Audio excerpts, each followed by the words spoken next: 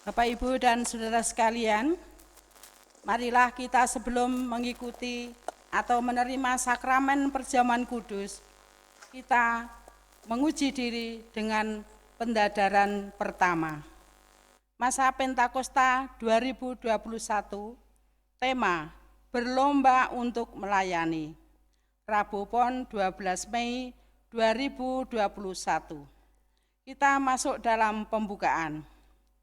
Kita dipanggil lagi dalam perjamuan kudus Eikumene tanggal 23 Mei 2021, di mana kita memperingati hari ulang tahun PGI yang lahir pada 25 Mei 1950 dalam sidang pertama Dewan Gereja-Gereja se-Indonesia.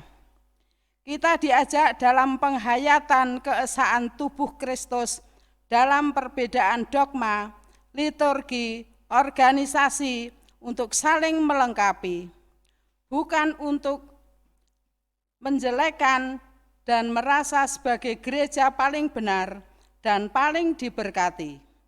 Mari kita masuk pada saat teduh untuk mengawali pendadaran hari ini. Saat teduh kita mulai.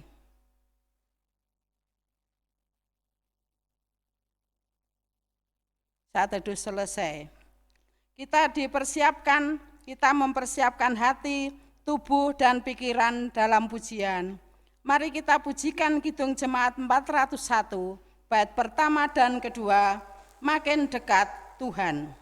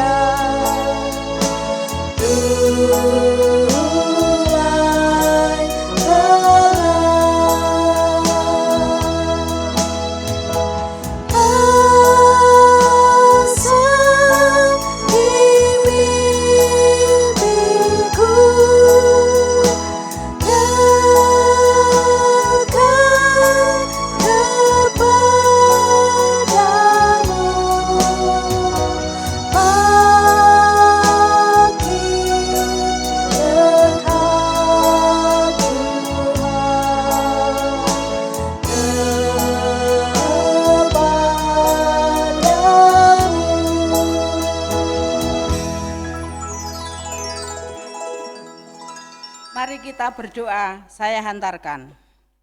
Bapa yang di surga, adalah suatu kebahagiaan bisa bersua dengan saudara seiman walaupun ada jarak yang menjadikan kita tidak bisa bertatap muka. Di sisi lain merupakan perjumpaan yang melewati ruang dan waktu. Terima kasih untuk setiap kesehatan, pemulihan, rezeki, dan sukacita yang tetap Engkau berikan di tengah pandemi ini. Kami juga akan mempersiapkan diri untuk mendengar sabda-Mu. Berfirmanlah, kami siap mendengar. Dalam Kristus Yesus. Amin. Bersama-sama kita akan mendengar sabda Tuhan dari Injil Markus pasal 10 ayat 42 sampai dengan 45. Yang demikian sabda Tuhan. Mendengar itu, ke-10 murid yang lain menjadi marah kepada Yakobus dan Yohanes. Saya ulangi. Tetapi Yesus memanggil mereka lalu berkata, "Kamu tahu bahwa mereka yang disebut pemerintah bangsa-bangsa, memerintah rakyatnya dengan tangan besi, dan pembesar-pembesarnya menjalankan kuasanya dengan keras atas mereka. Tidakkah demikian di antara kamu? Barang siapa ingin menjadi besar di antara kamu, hendaklah ia menjadi pelayanmu. Dan barang siapa ingin menjadi yang terkemuka di antara kamu, hendaklah ia menjadi hamba untuk semuanya. Karena anak manusia juga datang bukan untuk dilayani, melainkan untuk melayani dan untuk memberikan nyawanya menjadi tebusan bagi banyak orang." Demikian sabda Tuhan, di mana saya memperpanjang pada ayat 41 sampai dengan 42. Bapak Ibu, saudara-saudara, dalam pendadaran yang pertama, kita akan belajar tentang berlomba untuk melayani. Dalam artikel yang berjudul The Psychology of Competition, yang diunggah oleh Psychology Today, seorang psikolog bernama Sander van der Linden, PhD, menjelaskan secara singkat mengenai jiwa kompetitif yang dimiliki manusia.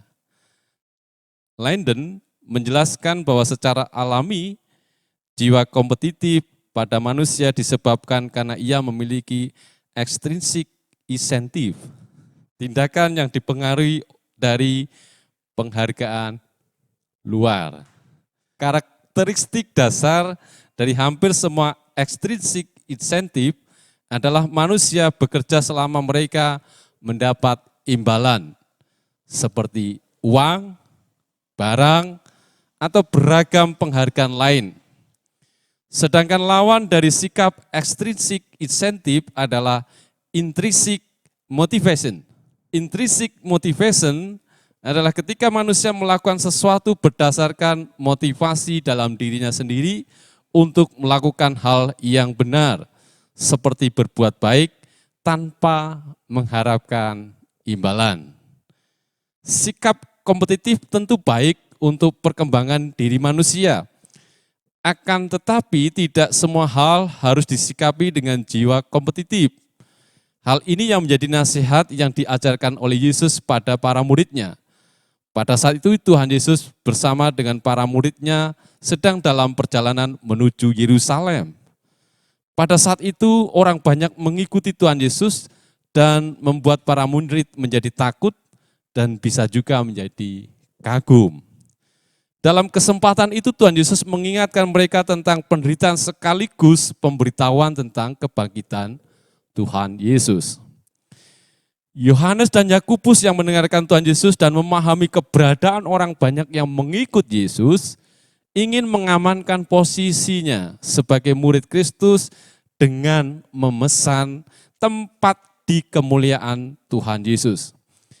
Hal ini menunjukkan jiwa kompetitif yang dimiliki oleh murid Yesus yang siap mengikut Yesus dan mengharap imbalan atas kesetiaan mereka. Memahami hal tersebut, Tuhan Yesus ingin mengubahnya dengan memunculkan intrinsic motivation di dalam hati para murid. Tuhan Yesus tidak memarahi atas jiwa kompetitif yang mereka miliki. Akan tetapi Tuhan Yesus menumbuhkan motivasi untuk melakukan hal yang baik.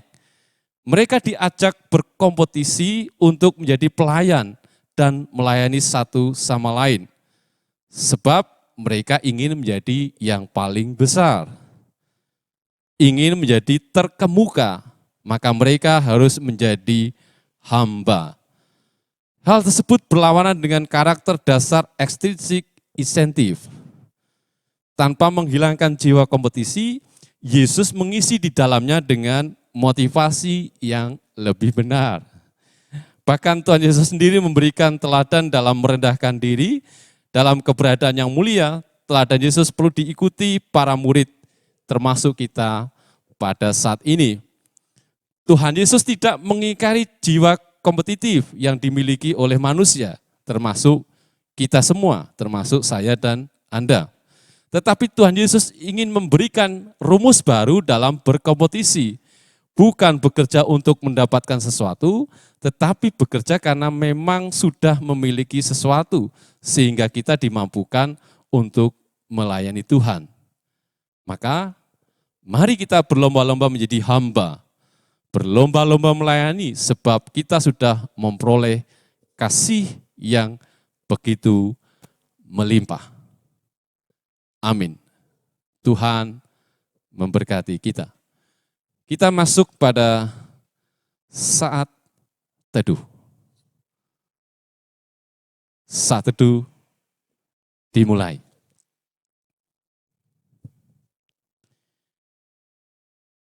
Saat teduh selesai. Bapak, Ibu, dan saudara yang terkasih di dalam Tuhan Yesus, marilah kita masuki pendadaran atau pengujian diri. Dalam perjamuan itu, Tuhan Yesus mengambil roti, memecah-mecahkannya dan memberikannya kepada para murid, katanya, "Inilah tubuhku yang diserahkan bagi kamu. Perbuatlah ini menjadi peringatan akan aku." Demikian juga dilakukannya dengan cawan. Sesudah makan, ia berkata, "Cawan ini adalah perjanjian baru oleh darahku yang ditumpahkan bagi kamu." Jemaat yang dikasihi oleh Tuhan Yesus Kristus, sebagai sarana untuk memelihara iman, sakramen perjamuan mengandung maksud. 1. Roti dan anggur sebagai lambang tubuh dan darah Tuhan Yesus, menunjuk dan mengingatkan bahwa penyaliban dan kematian Tuhan Yesus adalah dasar penyelamatan bagi manusia. 2. Sakramen perjamuan menunjuk dan mengingatkan bahwa orang-orang percaya merupakan keluarga Allah. 3. Sakramen perjamuan menunjuk dan mengingatkan keperjamuan yang sempurna di surga sebagai kesempurnaan keselamatan. 4. Sakramen perjamuan menunjuk dan mengingatkan pemberitaan tentang kematian Tuhan Yesus sampai Ia datang. Jemaat yang dikasihi oleh Tuhan Yesus Kristus, sebelum kita menerima sakramen perjamuan ini, marilah kita sekali lagi menguji diri dengan bertanya kepada diri kita masing-masing sebagai berikut. 1. Apakah kita sungguh-sungguh menyadari dan mengakui bahwa kita berada dalam kondisi tidak selamat karena dosa dan dengan kekuatan serta usaha sendiri tidak mampu melepaskan diri dari kondisi tersebut sehingga membutuhkan juru selamat yang berkuasa melepaskannya. 2. Apakah kita sungguh-sungguh bertobat dan menyerahkan diri dengan penuh keyakinan kepada Allah yang menyelamatkan manusia melalui kematian dan kebangkitan Tuhan Yesus. 3. Apakah kita sungguh-sungguh bertekad menyerahkan diri untuk hidup sesuai firman-Nya? 4. Apakah kita sungguh-sungguh bertekad senantiasa menjalani hidup penuh syukur atas anugerah penyelamatan Allah? Kita bersukacita atas undangannya. Mari kita terus-menerus mendadar diri kita setiap kesempatan yang ada. Mari kita pujikan Kidung Jemaat 402 bait 1 dan 2. Ku perlukan juru selamat.